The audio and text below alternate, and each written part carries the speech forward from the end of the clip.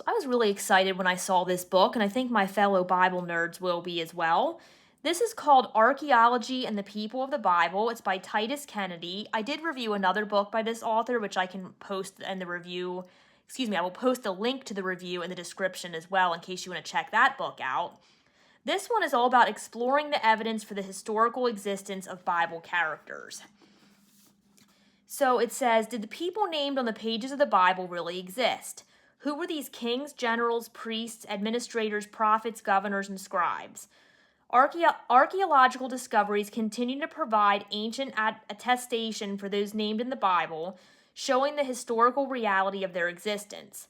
Archaeology and the People of the Bible is a comprehensive and up-to-date resource on discoveries that demonstrate the existence of figures who appear in the Bible, including David, Hazael, hopefully I'm saying that right, Isaiah, Sargon, Jehoiakim, Belshazzar, Ahasuerus, Jesus, Caiaphas, Erastus, James, and more. I may have mispronounced some of those, in which case I sincerely apologize.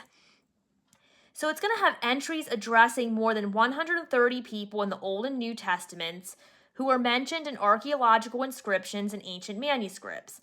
More than 200 photos and illustrations of archaeological discoveries that confirm the history of these individuals, and a rating for and information about each person indicating how clearly archaeological evidence supports their historical identification. Straightforwardly organized and with numerous references to ancient sources and discoveries through the ages, Archaeology and the People of the Bible is a vital guide for anyone who desires to better understand biblical archaeology and history.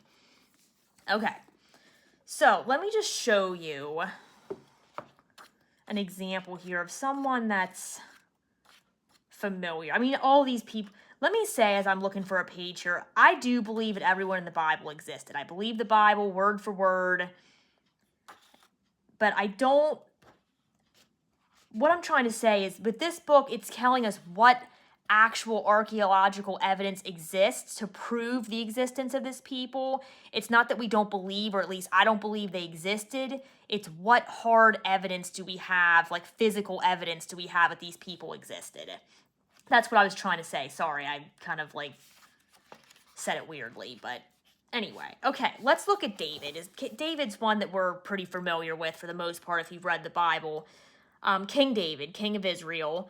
So you're going to see there's going to be some pictures throughout, which is really nice.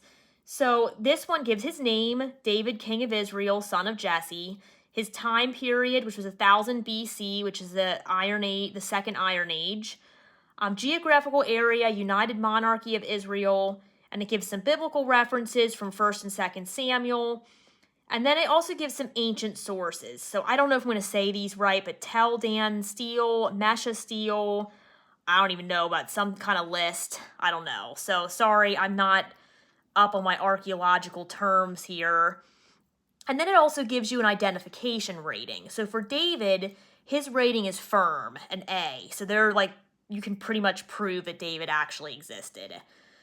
So here is talk about the house of David on that Tel Dan steel.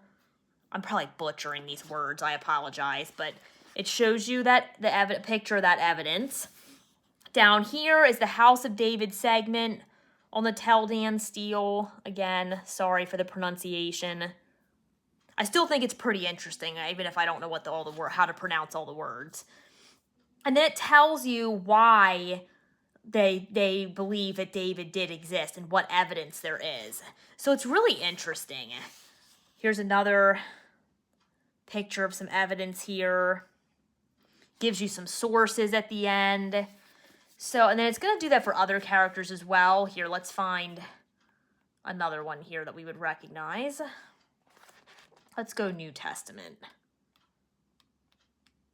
Well, it doesn't get much more recognizable than Jesus, does it? So here we go.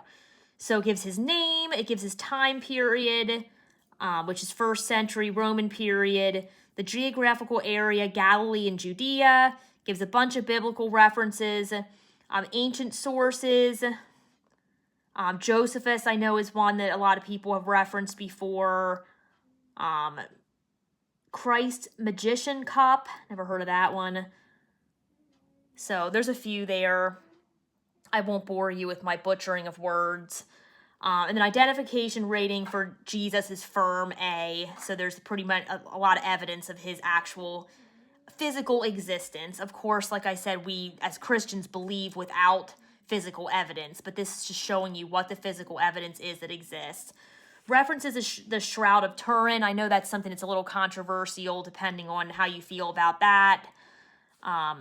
There's some artwork down here that shows ancient artwork mocking him being crucified.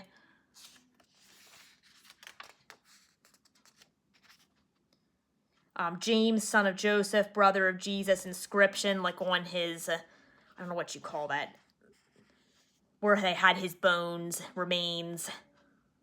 So they had that they took as evidence as well. That's what the book was called. I couldn't remember what book I reviewed before, Excavating the Evidence for Jesus. That's one I've looked at before as well. So that they reference that book is by the same author. All right, let's look at one more. Let's see here.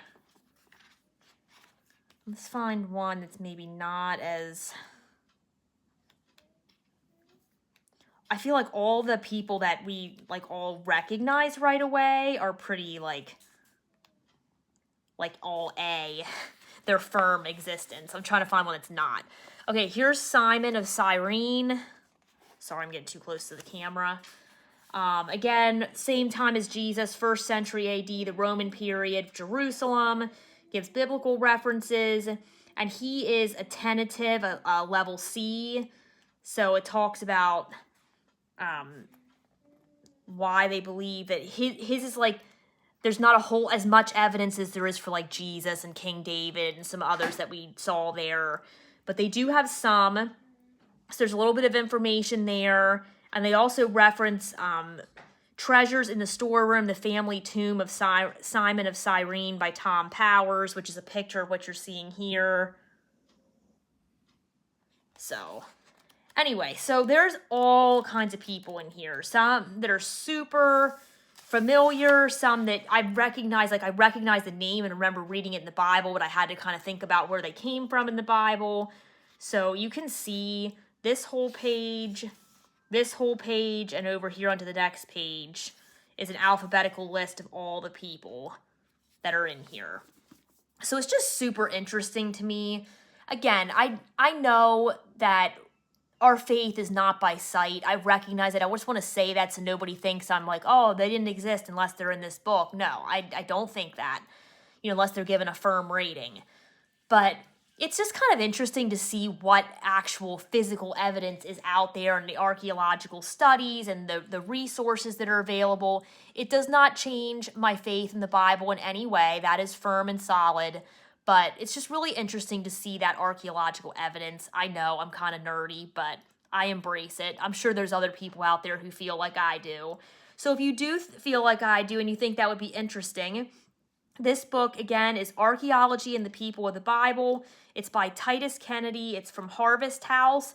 And it's just a really interesting read, especially if you're like doing a Bible read through in a year. And like you've come up with a name, or even if you're just reading through the Bible and you come to a name and you're like, I wonder, what evidence is there that this person exists? I know not a lot of us think that way. Some of us do. You could look it up in here and then see, what evidence is out there, what resources and sources are out there to help you better understand that person and better prove their existence from a physical archaeological standpoint. So if you would find that interesting, definitely check out this book.